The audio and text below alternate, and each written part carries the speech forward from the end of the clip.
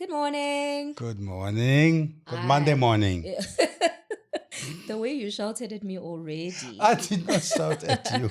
I was just saying it's so Monday morning. It's so Monday. It's so Monday. Not after the Grammys. Like, Monday's the longest week. It definitely is. I get that. Today I feel like that. But I was very excited because I was coming into studio with one of my favorite people ever. Too kind. A distant mentor. So a mentor from afar. I have the benefit of proximity and relationship. But I've watched your journey from a distance. And you may not know this, but I met you as a young marketer, fresh out of school. I remember you very well, though. Yes. Remember. No, I'm saying you may not know. Yes. You may not know what stage I was in my life, but I met you as a young marketer, fresh out of school. So to be sitting here with you is both humbling and exciting because we're having a conversation now, still as marketers, as brand people, but also really delving into a conversation that I think you were best positioned to have with me. Thank you. For me to have with you. I think, as I often do, I introduce myself to my guests because somebody may be tuning in for the first time. My name is Buyi Mafoko. I'm an entrepreneur. I'm a luxury consultant as well as a speaker. And I'm on this journey, Thebe, to really chronicle Africa's luxury growth. And Africa on Luxury, this particular platform and the podcast has really been born from, seeking to offer and to gain luxury education for us as a market, for us as a geography. But particularly because when you put Africa and luxury together, you don't often see them coexisting because we've come to associate luxury with the very Western mindset. So today, my guest is Thebe Ikalafeng, whether you're tuning in or listening in. And it is really said of many, but this man truly needs no introduction to us on the continent, and globally, in fact. But for the benefit of listeners or viewers who are tuning in, it would be amiss not to formally introduce you because there is a very generous journey that you've traveled, which I'd love to unpack, and I think people really would benefit from. So Thebe, I think a term, I was seeking out a term to say, how do I describe this man? Just a guy from the rough streets of Kimberley. a rough diamond from the rough streets of Kimberley. So I've gone with afroventurer. Afroventurer. So that's so interesting. I've gone with afroventurer. So he's an afroventurer that epitomizes worldiness, our proud export and leading advocate for brand-led African renaissance. He is the founder of Brand Leadership Group, a multi-disciplinary branding advisory company at the intersection of strategy, creativity, and law. He also founded Brand Africa, which is befitting, a nonprofit that is that drives an African-led agenda. His seminal work in branding has sustained a distinguished and consequential contribution to branding and in framing the African narrative. And I have to read this verbatim because the amount of English. Is a lot. Your team sent this to me and I had to, this is the watered down version because I had to find words that we could all understand, but very well. Geez, some key milestones. Recognized as 100 most influential Africans. Not one, not the most influential African. There's only 101 people. And who's in the world? Who's the one? Oh, in the world. No, I'm saying, so to make 100 is easy. No. Okay. Now I'm saying in the 100, I think you are the one for me. He's been honored with the Lifetime Achievement Awards by Financial Mail at Focus and the PR Institute of Southern Africa, Man of the Year, GQ, as an industry icon. As you can see, he downplays it, but he's a very well-groomed, well-dressed man, so I can totally see that. And this year, a big culmination to, I suppose it's not the end because you've just said to me you'll be doing more stuff then. But this year, one of the notable things is that Thebe is being recognized with a PhD, an honoris causa. Is that what it's called? It's Latin. The rest of us siyafunda, siyakhokha ama-school fees. I think that's because they figured out there's nothing upstairs. So let's give him one for free. Or let's give him two for free. You know? I love that. So congratulations on that. Thank you. How does it feel?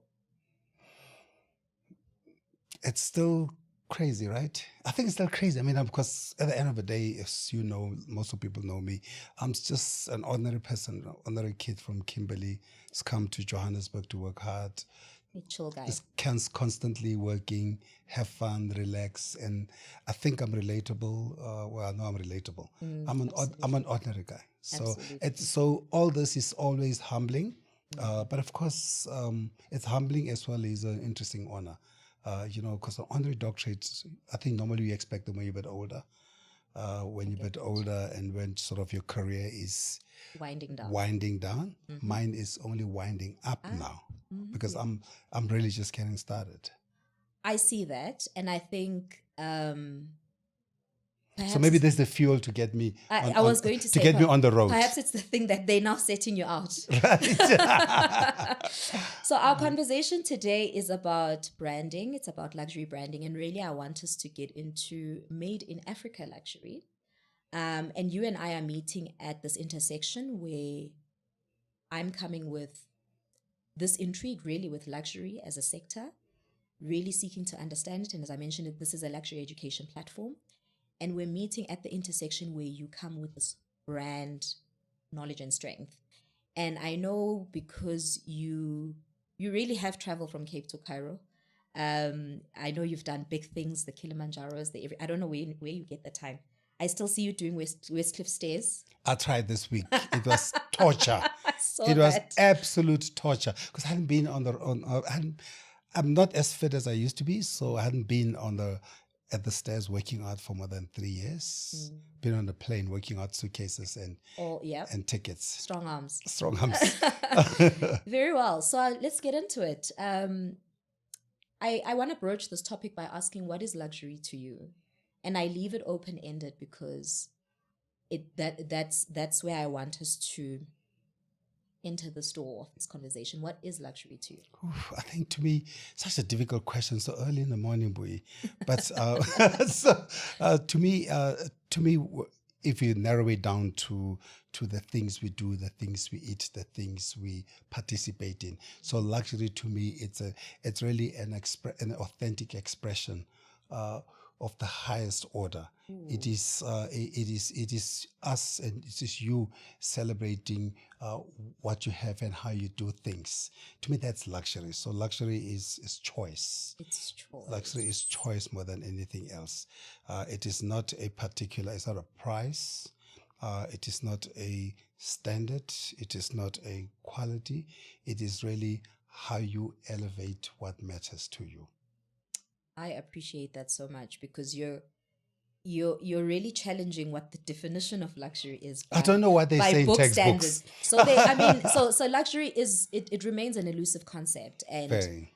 I've written a whole paper on what is luxury and still did not scrape the surface. So, for example, some people will say luxury is watching the sun rise in Africa. At Lions in Cape Town, and or some people say luxury is just lying by the beach and doing nothing. Some people say luxury is reading my favorite book with nothing else. Some people say luxury is being on Champs-Élysées and shopping every major brand. Some people say luxury is being in a marketplace in Makola.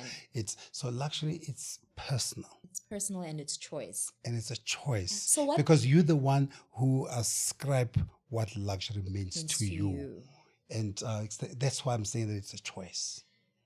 With that said then, because we're a highly consumption market, especially for luxury and luxury brands, what is your sense as you observe our relationship with luxury as Africans? Well, it's very superficial. It's superficial, and it is external. It is foreign. It's superficial and foreign because what we've decided to ascribe as luxury is actually the acquisition of the things, the things as in the highly branded Western products. Whereas the Westerners, they look at us and say luxury is coming to Africa and going to the game farms or hanging out. Are you with me? To them, luxury is coming back to nature. And we reside And in we, nature. luxury to us is running away from nature. Yeah. What What a conundrum we have. So we know we have a bit of a problem. Matter of fact, because we look down on that which they appreciate about us. So there's a young man also, I think his first name is a Ghanaian American. He's Ghanaian mostly, but a Ghanaian American. Is in the NFL. This past week he was voted the GQ most stylish man of the year. Oh, yes, because he's been wearing the beautiful Ghanaian before his Because matches. because the NFL players, the basketball players, all the football players in America, before heavily branded. on the way into the stadium every day, it's like a parade of the best of luxury. And he reconfigured that understanding. That's been so beautiful and to started watch. wearing his Ghanaian traditional. traditional. But what he also did beautifully, it's not just to wear the beautiful clothes which are mostly inspired by his Ghanaian roots, but he also gives the background to them. Remember, his behind every post, he'll tell you He'll write he'll what write the the meaning. historical, cultural context of where that comes from. And because luxury is also the thing called confidence, because the way he wears I've never them, looked at it as because the way confidence. that he wears them and walks into the stadia with them, people have looked up. I mean, I just made a small comment on his Instagram on the one day, and I said, the way you I said, you're an absolute embodiment of what W.E.B. Du Bois talked about, double consciousness, about being strongly rooted. Yeah, exactly, right. Strongly rooted in where you come from, but also able to celebrate and to appreciate where you are right now. And he's done that very well. And I'm so interested because that comment is probably the most liked comment in his post. Oh, wow. About and because I think there was a realization that African luxury is more authentic, it is grounded, it is rooted, it is cultural, it is unfiltered, but there's nothing wrong with having to be able to live with the both. There's nothing wrong with you being able to wear something Western with something Absolutely. African. They're not exclusive. They're not mutually exclusive. So that's why, I mean, I was invited to a dinner in London, black tie, and everybody arrived in black tie. And I happened to be, unfortunately or fortunately for the picture, I happened to be at a table with only men. All of them wore black suits, white shirts, and black bow ties. Because that is luxury to them. And I wore a kente top. And you were the most vibrant and well, I stood out more than of course you stood out. It looked, and I was the most interesting conversation to have. I can. And because what I've chosen to do for the last 10 or so many years is to elevate authentic African brands to be the luxury, and I have downscaled the Western brand to be everyday. So every day I'll wear my Western brands, but when they say come out in your Sunday best, when they say put on your Sunday best, I put on my African authentic. Love that. Because I saw you. Where were you? You were at a museum in. Where was that? After Davos, you were at a museum somewhere. Well, I mean, and I was so happy to see Tepo jeans, and I'm gonna plug. I was like, I like that. I like that because considering the people that are seeing these posts, suddenly somebody is because what I have learned, is somebody's always watching. You spoke earlier about mentorship, but mentorship is what we've learned about parenting. The children don't do what you say; they do what they see, what they do.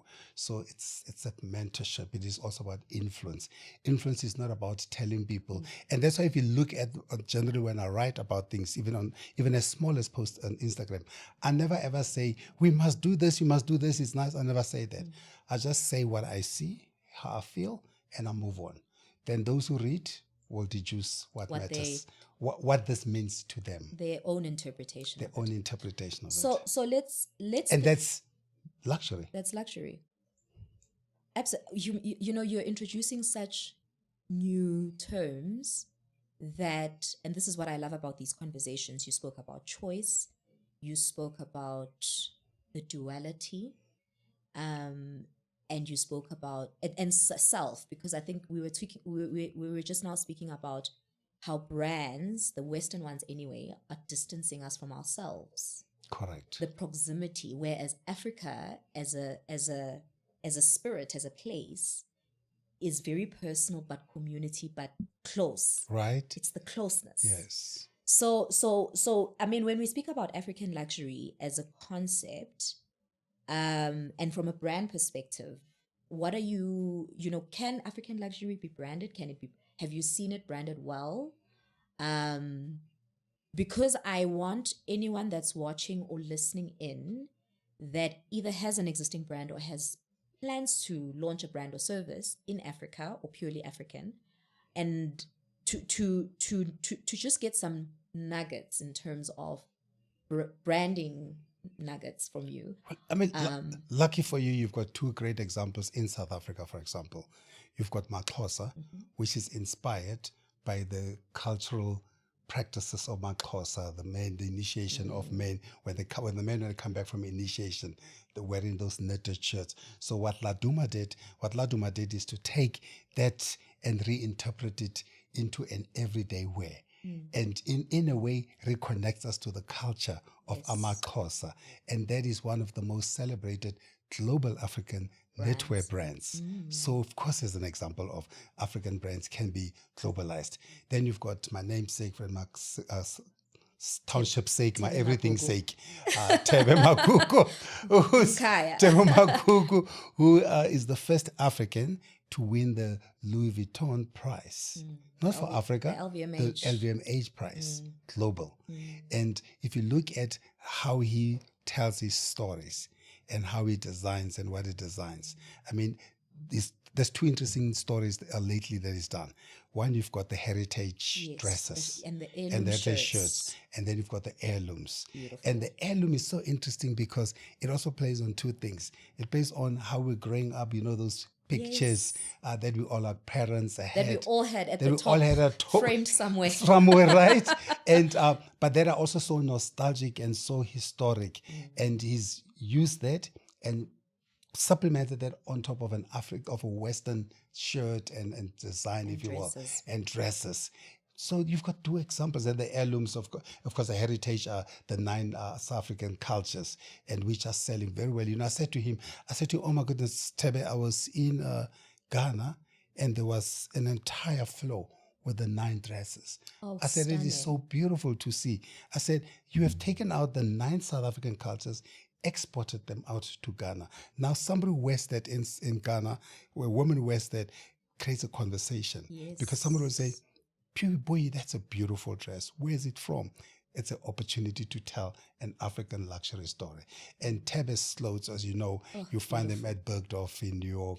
You find them in Galeries Lafayette in France. You find them at only the finest places in the world. So, of course, to answer your question, African luxury travels and has always traveled. Because remember what they've done. They've always come to us for inspiration, the Stella McCartneys of the world, and they've put them up on the ramps in France, and they said the ultimates or a joyful expression of British design.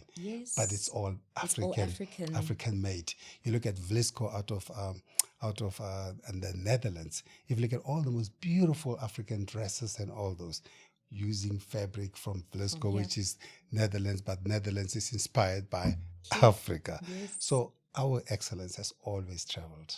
I love that. Oh, you light up and you light me up.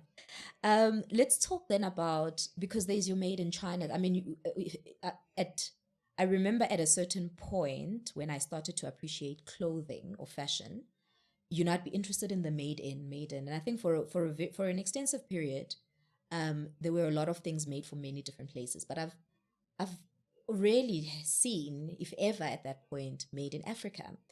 And I mean, made in Africa has, for me anyway, it has many connotations. It embodies indigenous creativity. It embodies craftsmanship.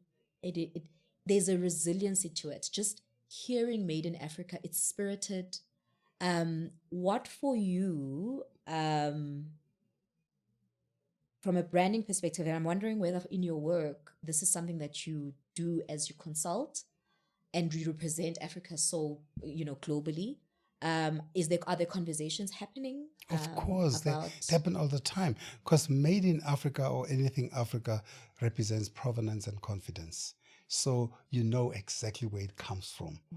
And there's a confidence in attaching that because we all grew up in made in France, made in Italy, made in Paris, made in all those. And we know when we see made in Italy, we know it is It gets style, associated with it is Italian, tailoring, yes. Italian. When you say made in France, on Paris rather, we know it's sexy, it is luxury. You're right. And when you say made in England, we know it is traditional. So what we now need to when do, we say made in China, we know that it is expedient, or it is mass, if you will. So what we are now working towards as a people around the continent, we ultimately will achieve made in Africa means what?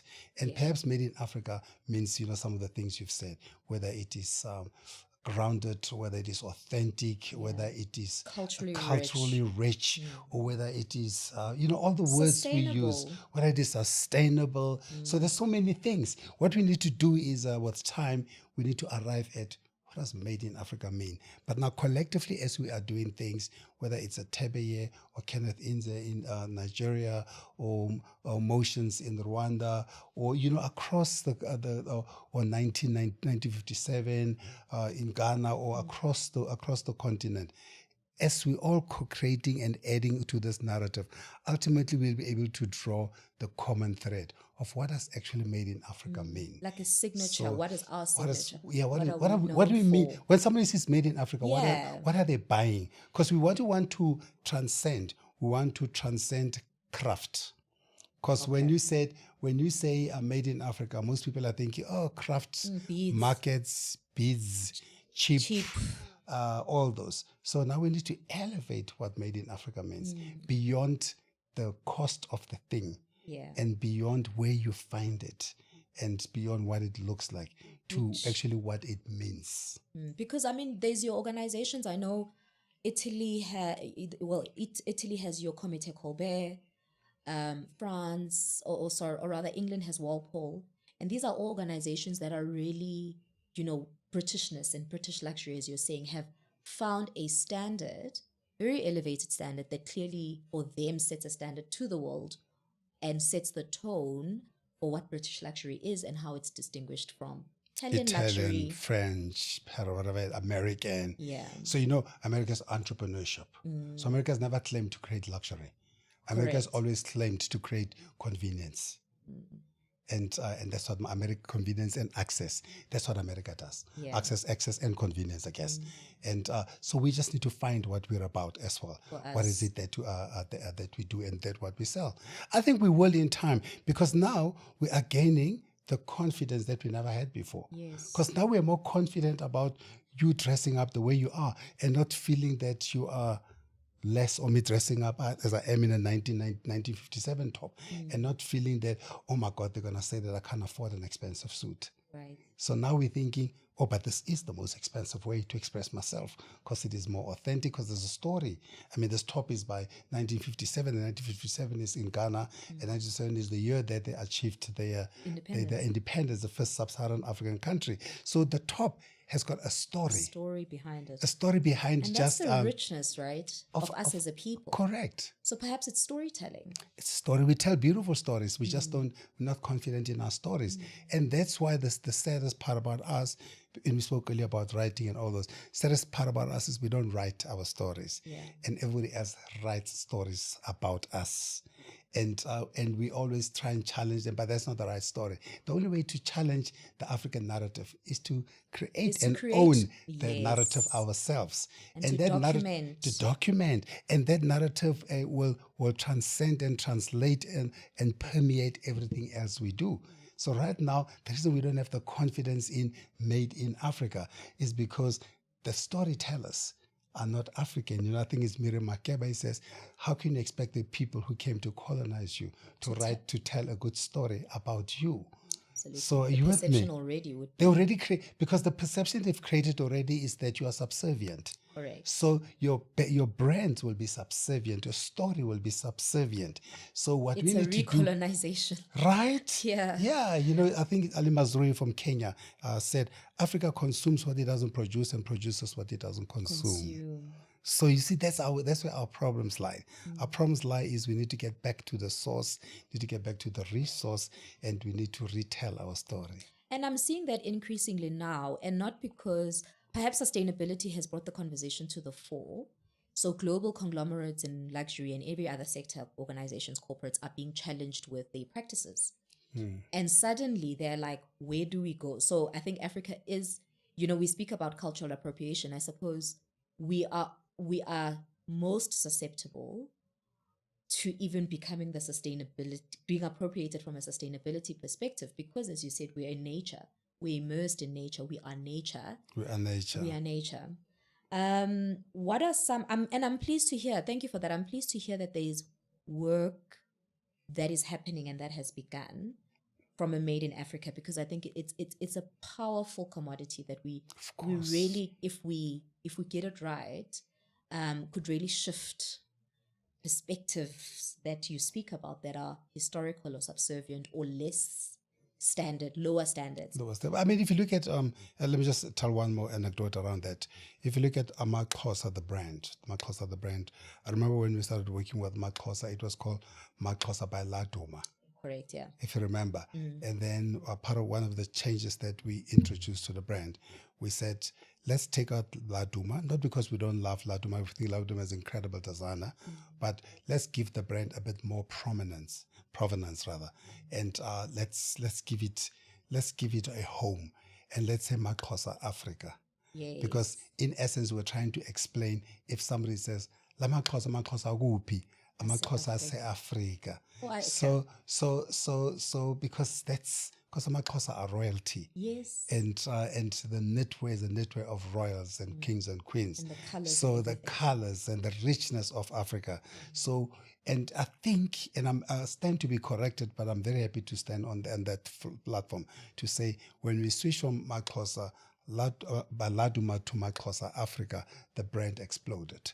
Because now globally, when we went to New York Fashion Week, Paris Fashion Week, everywhere else, it was also clear. It was clear where its residence is. And what it also did, and what I think what we mutually did, the brand itself, and what we also contributed to the brand, is to elevate the word Africa. Yes. And attach it to a luxurious brand. Yes. Because we could have hidden it as just made in Africa in the background. The confidence you spoke of, right? But now the confidence says, no, put it as part of the name. It's Maxhosa Africa. Yeah. So now we know, whoa, it's an African brand from Africa. Africa is amazing. Yeah. I mean, if you see what we're doing now is Tyler obviously won the Grammy for the first African performance. Congratulations, Tyler. Right? Using a song which is, I guess, not terribly necessarily African, but it comes from Africa.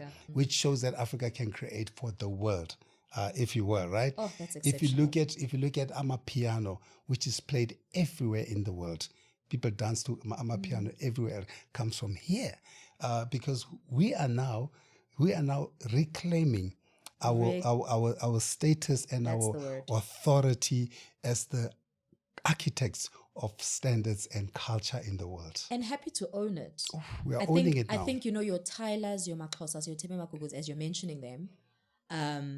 And we just mentioned one country, by the way. This is just... This is one country. So it's just that because we're South Africans, we can talk about South Africa. And you can move around the continent and go to the if you go to Nigeria, the Davidos, the Kenneth Inze, who are the biggest Nigerian designers and musicians and if you will, the visual artists as well. So if you look at our continent, you go from country to country. There's excellence in every country, and also untapped, because you think of a few, but there's so much more, right? And it's giving us, though, the confidence, as you said, to come to the fore. Because if I can reference myself against a Tyler, it means it's tangible to me suddenly. Yes. It's no longer something that I'm divorced from. Yes. What are some of the possible challenges or challenges that you know of that are facing African brands? Well, I mean, obviously the biggest challenge for African brand is resources. Has always been resources. What type of About resources? resources about how to manufacture to the same quality, how to manufacture to the same scale, so you're able to export. Right. To me, that's always been one of the bigger challenges. That I don't have money to build a bigger factory. I don't have money to hire people to do proper quality check. I don't have money to hire. Are you with me? I don't have money to get people to market. Okay, social media, it's easier now. You can just go on social media. You're a start tomorrow. Right. But I think the biggest challenge is It's that. resources. Okay. The second challenge to me is so it's resources one. The second one is intellectual property. So from an intellectual property is Africans now need to re-own and reclaim and make sure that when you think it, you register it. Yes. So I that mean, we don't come back and say they stole my ideas. correct. Because I mean, this beckons the question I've always asked: who owns culture? Because in fact, I've got an IP attorney that's coming in as one of my guests. And the conversation that we are having is really around that. First of all, who owns culture?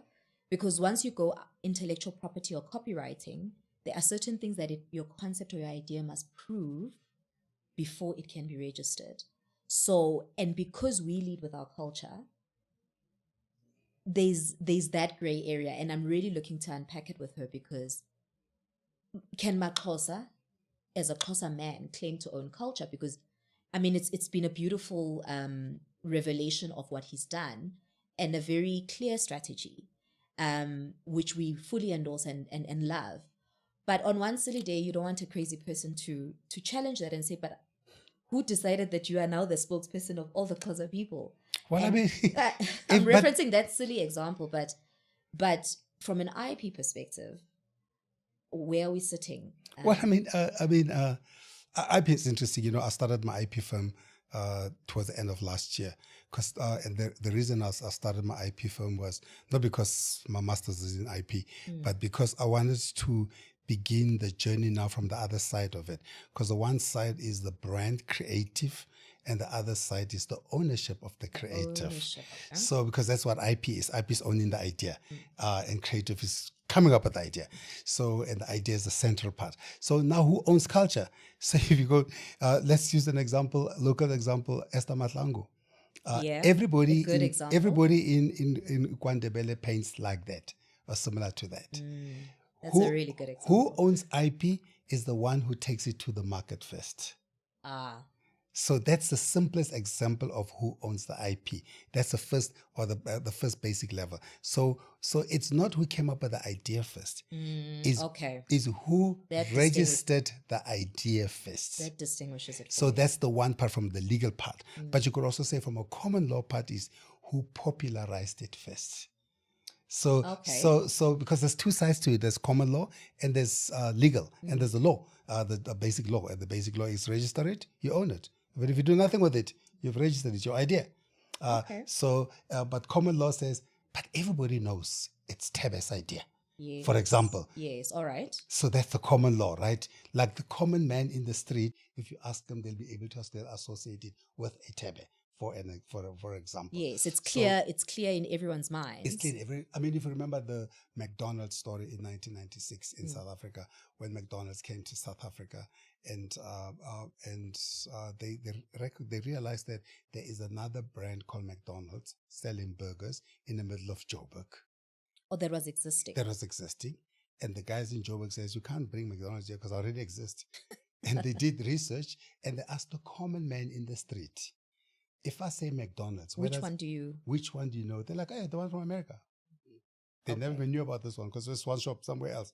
So that's how they won the case. He's also flipping burgers. So that's a common law, right? Okay. It's my common law understanding of how brands work.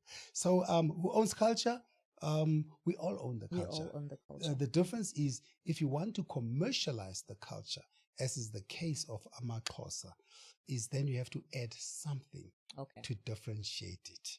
So what Laduma did, he didn't just take it as it is and put it on the table. There was an ingenuity there. There was an ingenuity there. There was some creativity, if you will.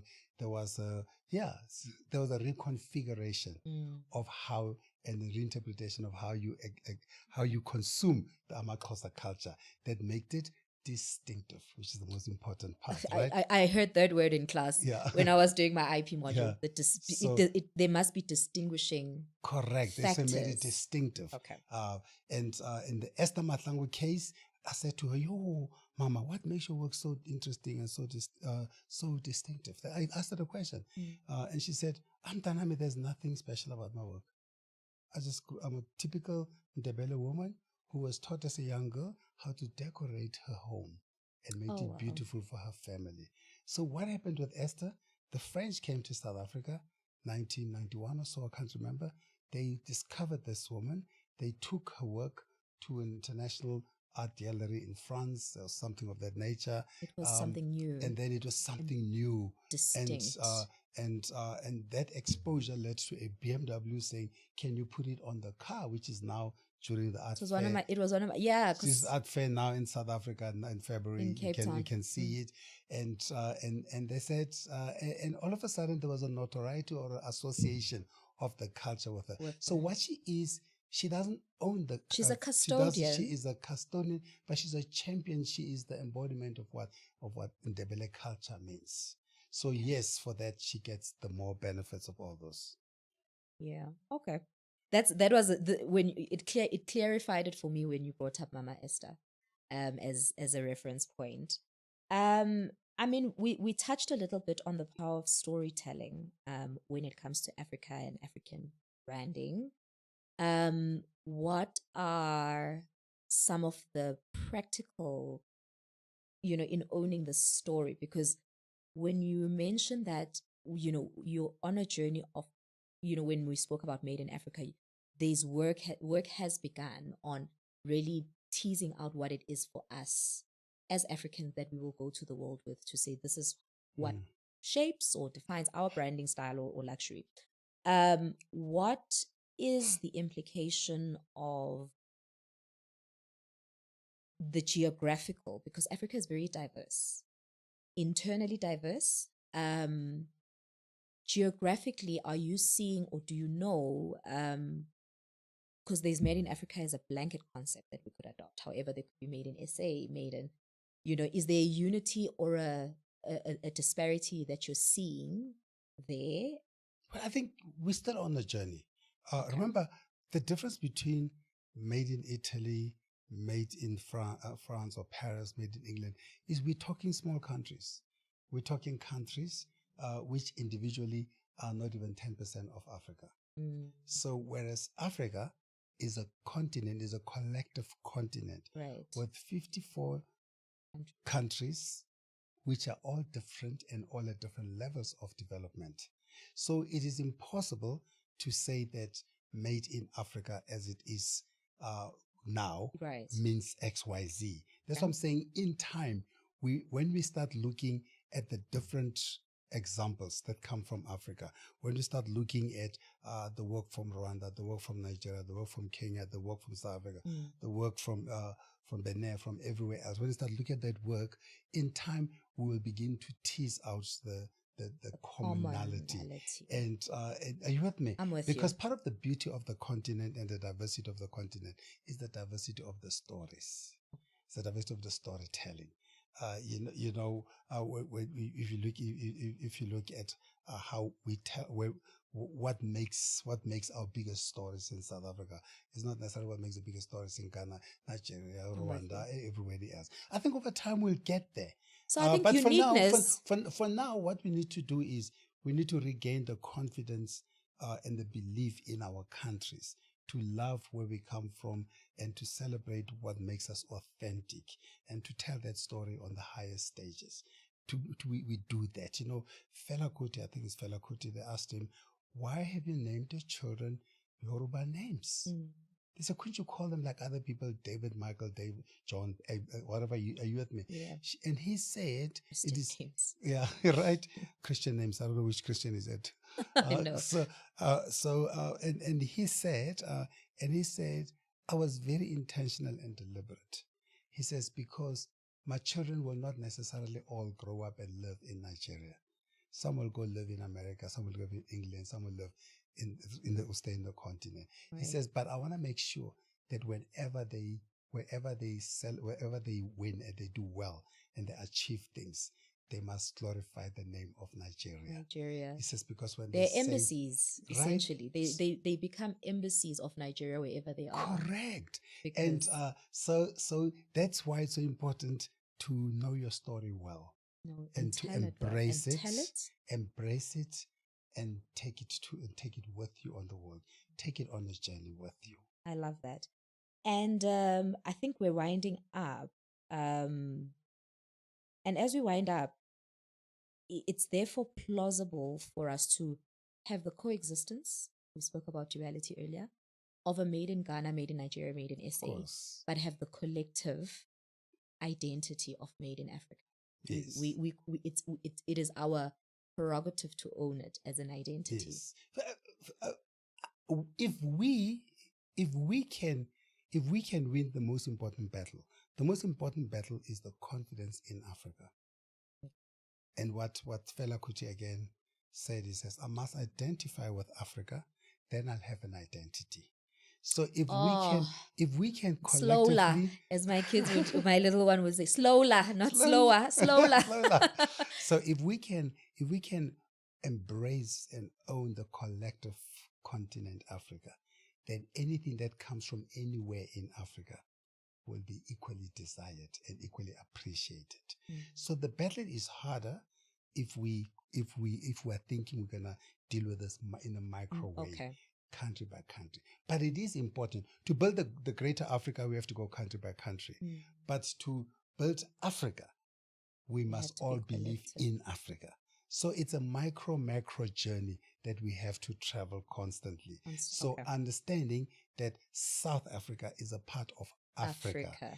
That an African anywhere in the continent, on the highest street in Fifth Avenue or on Oxford or anywhere, or Champs-Élysées, anywhere else in the world, when they look at you, they see the collective Africa. So you are the embodiment, you are the ambassador, you are the representation of Africa. Doesn't matter where you come from. So if you know that, you will know that even in your own little corner, whether it's a street in a township somewhere in South Africa, that you are representing and part of the greater African story. Love that. What are some of your favorite African brands? What are some of my favorite African brands? Fashion, artists, not just brands per se, right? Sorry. It could be artists, it could be anything. What I mean, I'm a champion and celebrate great African brands everywhere, emerging, established, and out of reach. You need those that are behind vaults. So right. So every country I go to, I always ask myself, where's the brand? Who makes the finest here? Whether it's in the visual arts. So that's why, for example, I collect art from everywhere else. I collect clothes. It's a terrible thing to do. I don't think one should collect clothes, but we do. I buy clothes everywhere. I mean, that's why I wear, whether it's a beautiful Cameroonian, like I did on the cover of Luxury magazine, or whether it is beautiful Rwandan suit from Motions. So I straddle from the typical cultural, like the Cameroonian one that I wore, which is exactly as it is. Or the kente, which I went and got from Bonwire, which is where the kente is woven, hand woven. Or whether it is going to a designer, like Emotions in Rwanda, or 1957 in Ghana, or Senor Foley in Ghana, or South Africa, whether it is a Maxhosa here, it's a Thebe Magugu here, a Nelson Makamo here. So I mix it all. I collect. We're ready for that museum. We're ready for the museum. What Travis Tillman says? Travis Tillman says, your house is like the Zeitz. Yes. This is like the Zeitz. You just move out. We'll find another place for you to reside. Right? And we'll just... Yeah, because it's a collection of... it's not a collection. It's a curation. It's a curation, rather. Somebody said, actually, as they walked in, they said, it's exactly what I expected of you. And that's what we want about the continent, about each one of us. When somebody meets us, they should say, you are even in your own space exactly what I expect from the continent. I love that. If you've got, if we will start, ladies and gentlemen, we'll be taking tours. No. I'm joking. And lastly, what is your ultimate luxury? My ultimate luxury right now. I wish I had time. I think that'd be a beautiful luxury if I had time. I think, but to me, my best luxury is time with friends, time with myself, time with my passions. Because my life really revolves around 2 or 3 things: my passion for the things that I absolutely love, whether it is in sport, whether it is in art, whether it is in fashion. It is my purpose. Which is driving a brand-led African agenda, or whether it is the people who, to me, are the most important part of who we are, spending time with the people that matter. Those are my 3 luxuries: my passion, my purpose, and my people. Oh, okay. I hope you put that in your book. But I get the sense that even if you don't, we'll get the sentiment. You'll get the sentiment, because right? You're such an open book yourself. That's what I said to somebody. I said, there's nothing to expect here. You give so generously, and you've done so in this conversation. Thank you so much. Thank you, Thebe. You're amazing. All love, and I'm so proud. I hope I'm proud to be associated with this conversation, with what we're doing here. But I'm also very proud to have somebody like you that's championing, because perhaps my work which has really become my purpose in restoring nobility to Africa and Africans through a luxury lens, because we are royal, we are regal, we are beautiful, we are abundant, may have never been possible if I didn't have you in my orbit. You're too kind. You're too generous. Too kind. You'd have done fine without some guy from Kimberley. You'd have done all right. Absolutely not. Thank you, Thebe. Thank you, Bui.